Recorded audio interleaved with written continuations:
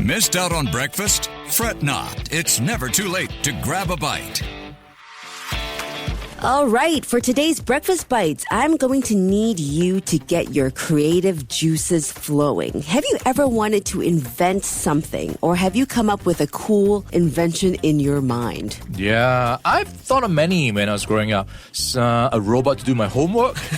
But the big question is actually how to get that done. Also, stuff to make your life easier, I guess. Yeah. Like a hat that has a drink holder of sorts. Oh, okay. You could have invented that. I think there are now stuff in the market that does that. Anyway, today is World Creativity and Innovation Day.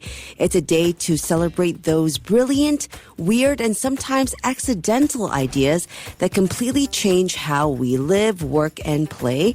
And you know what? Some of the coolest inventions aren't high-tech at all.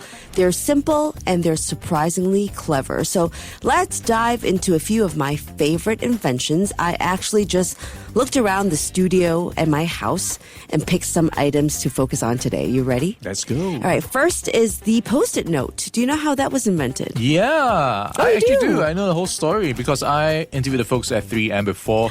You did? They went into this interesting backstory of how this wasn't supposed to be the way it was, but along the way they found a use for it. Exactly. Why don't you take us through what happened? Yeah, so this was back in 1968. You're right, it's a total accident. A scientist at 3M was trying to create a super strong glue and ended up with one that barely stuck at all but could be kind of reused, unstuck and then stuck again.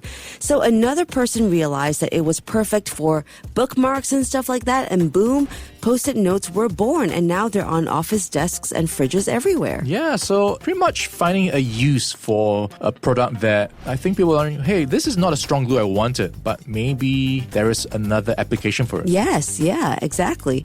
And you know what's been around for over 3,000 years and is still going strong? Is chopsticks. We use chopsticks every day, right? Do you? I'm not a big fan of chopsticks. Oh, I can get by with it. But Okay. yeah, I'm sure that's got a lot of history behind it. They were first used in ancient China, not as eating utensils, but they were actually meant for just cooking, reaching into the hot pots and the fires.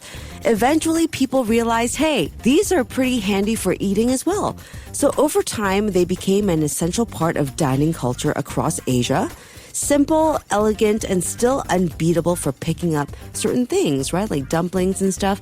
So that's an interesting thing that they didn't invent chopsticks for us to eat with it. It's to cook with. Yeah. I imagine at some point someone picked up two twigs and put them together to move coal or firewood or something. Yeah, that's the backstory. And we also have our ever-convenient tea bags. Another happy accident, apparently. In 1908, a tea merchant named Thomas Sullivan sent samples of his tea in little silk pouches to customers. And they assumed that the whole bag was meant to be dunked in the hot water.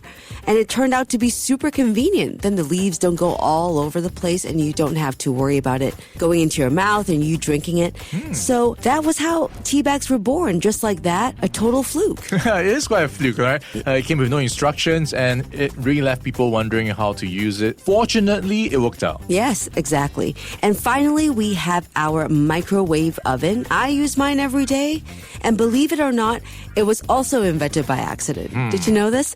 So in 1945, an engineer named Percy Spencer was working on radar technology. He had a chocolate bar in his pocket and he noticed that it melted when he used this radar thing.